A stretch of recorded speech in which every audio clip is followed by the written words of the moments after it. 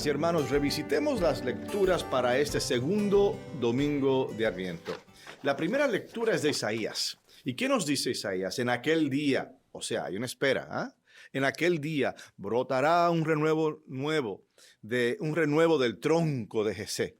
Un vástago florecerá a su raíz.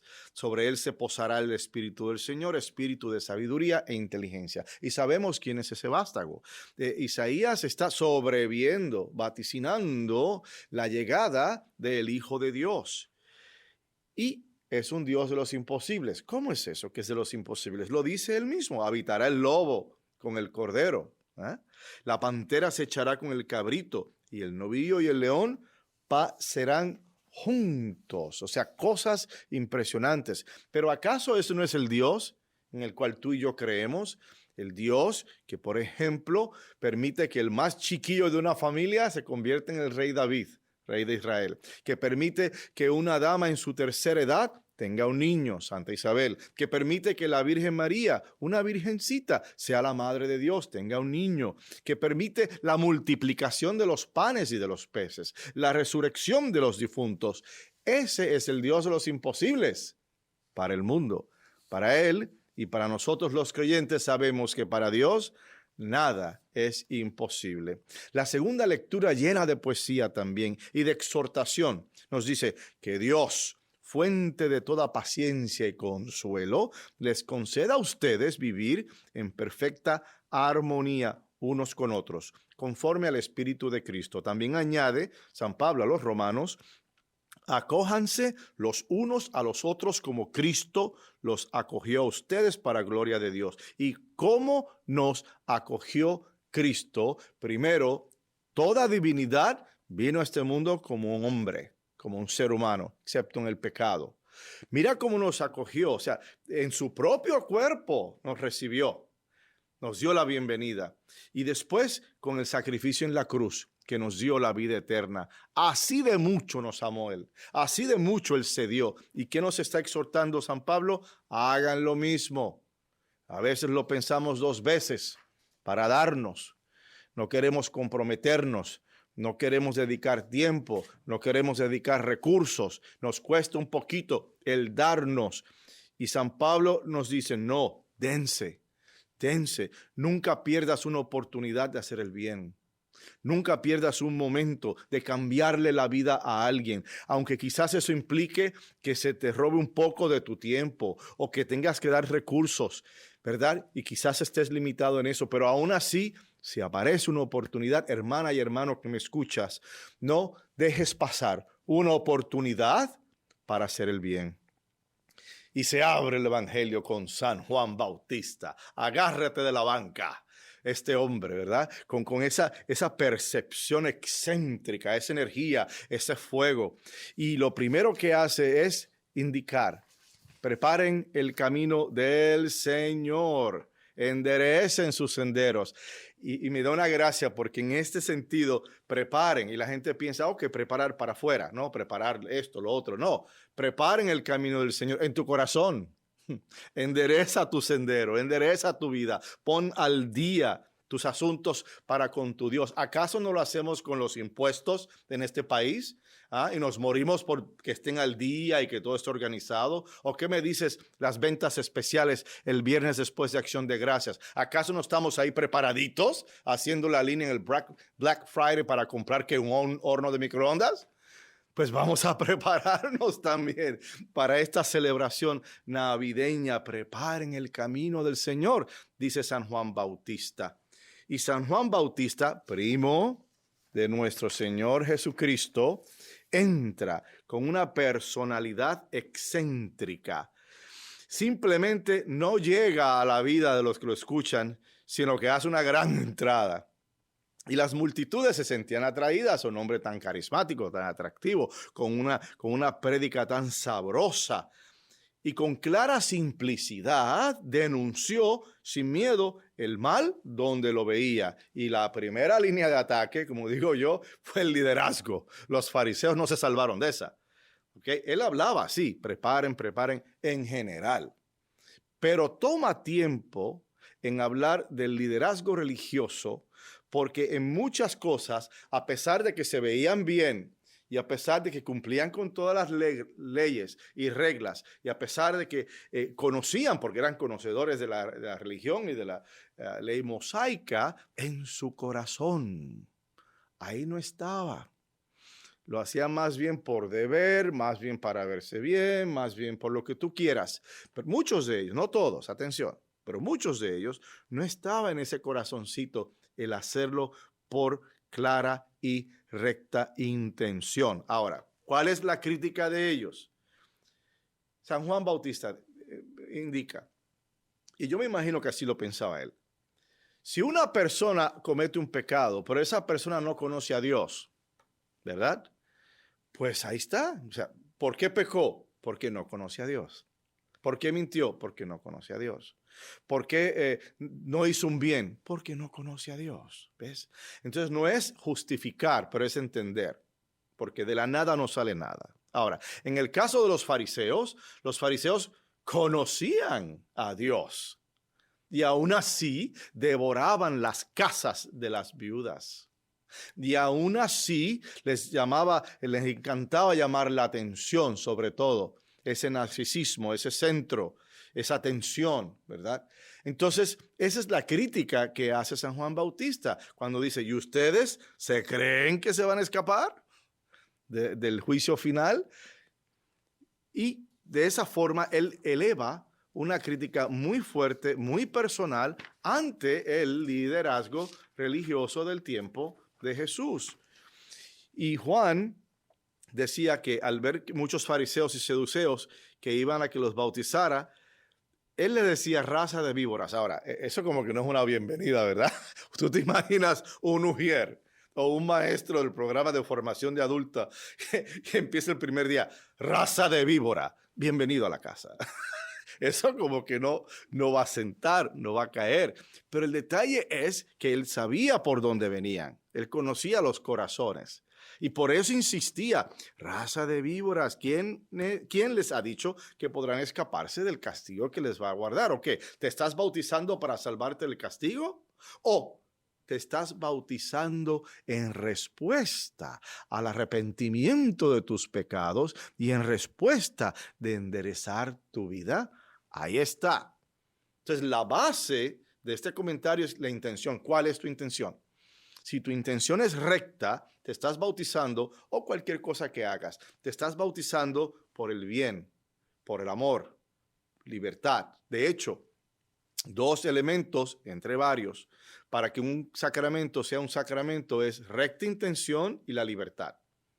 Así que si hiciste un sacramento con miedo, espantado o obligado, se anuló. Y si lo hiciste con otra intención, digamos, te casaste por papeles en vez de casarte por amor y por agradar a Dios, también eso se anula. ¿Ves? No se da el sacramento, porque esas dos, entre otros elementos, tienen que estar presentes para que un sacramento sea un sacramento. Recta intención y libertad. En este caso, él los llama al careo y le dice, ¿por qué lo están haciendo? ¿Acaso tienen miedo? ¿O acaso lo están haciendo para verse bien? Profundo eso. Y luego, al final, él dice, yo los bautizo con agua, en señal de que ustedes se han arrepentido. Pero el que viene después de mí, o sea, nuestro Señor Jesucristo, es más fuerte que yo. Y yo ni siquiera soy digno de quitarle las sandalias. Y eso es interesantísimo. Mira, porque se ocupa y se necesita mucha humildad. O sea, en este momento todavía Jesús no ha salido a su ministerio público. Él todavía seguramente o está en el desierto o está contemplando, pero no ha sido bautizado hasta este momento de este comentario. Entonces, él es el centro de la atracción. Mira cómo él se convierte en esta figura que todo el mundo va donde él, llama la atención. Es una gran figura, como hablaba, sus expresiones, etcétera. Pero entonces él dice, yo no soy el que es. Yo simplemente preparo el camino, ¿verdad? El que viene después de mí es más fuerte que yo y yo no soy digno ni de quitarle las sandalias. Eso es un voto de humildad profunda. Y eso se expresa de diferentes formas. San Juan Bautista utiliza el símbolo de la sandalia. Yo no soy digno ni de quitarle los zapatos, imagínate, desamarrarle las sandalias. Un paralelismo lo podemos hacer con el Papa, el finado Papa Benedicto. Benedicto en un momento dado que dijo, yo no puedo más. O sea, esto es demasiado, mi salud, los problemas, las situaciones que se están dando. A lo mejor él sabía o se sentía que no estaba equipado para continuar con todos los retos que se le venían encima. Y por su salud y otras cosas más, él dice, bueno, gracias, hasta aquí doy yo, y ahora doy y abro paso a que venga otra persona que pueda seguir con esta carga. Eso es humildad. Y la humildad está a la base del amor de Dios, independientemente del estilo. Porque el ser humilde no es como en las películas, en las novelas, tú sabes, el humilde siempre está despeinado y siempre tiene la carita sucia y las uñas llenas de mugre y descalzo. Yo soy humilde. No, tú no eres humilde, tú eres pobre. Muy diferente y no te bañaste, atención. Pero el humilde no se deja llevar por la apariencia. Un rey puede ser humilde, un presidente puede ser humilde, una monjita puede ser humilde, o un camionero puede ser humilde. Me explico, un doctor puede ser humilde. No es cuestión de apariencias, es de lo que hay en el corazón y de lo que hacemos con lo que Dios nos ha dado. Y así, San Juan Bautista expresa ese sentido profundo de humildad. En su apasionado discurso, llamó a todos a creer, a arrepentirse y a renacer en las aguas del bautismo. Y sus palabras, arrepiéntete porque el reino de Dios está cerca, fueron como urgentes, exigentes, apasionadas. Y cualquier orador carismático puede hacer lo mismo. Lo que lo distinguió a él fue que a pesar de su estilo tan fuerte, tan llamativo, él no se convirtió en el centro de su predicación. Él señaló a alguien más, y ese alguien más fue Cristo. Fue una señal para la venida de Cristo al mundo y señaló a quien bautizará con fuego y el Espíritu Santo. Hermanas y hermanos, el Adviento es una oportunidad para acercarnos más a Cristo, aquel que limpiará la estancia y recogerá su trigo en su granero. El mundo opera y se comporta y vive como si no existiese un final de los tiempos. Inclusive hay personas que no están muy seguros de Dios, agnósticos. El ateo lo niega. El ateo te dice no existe Dios, lo cual es interesante porque ¿cómo vas a negar una cosa que no existe? En filosofía no hace sentido el que tú estés, porque si no existe, no existe. Si no existe, ni siquiera sale a la cabeza, ni siquiera se le ocurre a uno porque no existe. ¿Pero por qué se niega? Precisamente por eso, porque existe. Entonces el ateo niega la presencia. El agnóstico, pues, qué sé yo, no está seguro. A lo mejor se llama así, a lo mejor se llama así, a lo mejor es una fuerza cósmica, no sé, pero no me importa, no me interesa. Entonces ese agnosticismo ha permeado nuestra sociedad en este país, especialmente en este país. Y ese agnosticismo, esa indiferencia, bueno, yo hago lo que pueda, etcétera, etcétera, es precisamente lo que él está diciendo. Se va a limpiar el granero. Viene el día final, habrá un juicio final, habrá una evaluación de la humanidad por parte de Cristo. Y Cristo le enseñará los frutos de esa evaluación, de ese juicio a nuestro Padre Celestial. Luego entonces, este es el momento, este Adviento es el momento de profundizar en nuestra relación con Dios y en nuestra relación con Cristo. ¿A través de qué? La oración, el arrepentimiento, la misericordia, las obras de caridad. Hacemos esto cada vez que, digamos, nos reconciliamos con un miembro de la familia, ¿verdad? Esa hermana que hace 25 años no nos hablamos por culpa de la herencia de mamá. Hay que reconciliarse. ¿O qué me dices cuando dejamos de rechazar a nuestro vecino debido a su color de piel? El racismo no es de Dios. O cuando atacamos a la mujer en canciones o en expresiones, o la atacamos física o emocionalmente o psicológicamente, o a cualquier otro ser humano. En el caso de la mujer se llama misoginismo, odio a la mujer. Cuando hacemos misoginismo, necesitamos cambiar. Necesitamos esa conversión. Y cuando ayudamos a aquellos que han caído en manos de la pobreza, en manos de leyes injustas, en manos de la adicción, en manos de la desesperación existencial, estamos cambiando el mundo, estamos preparando el camino del Señor.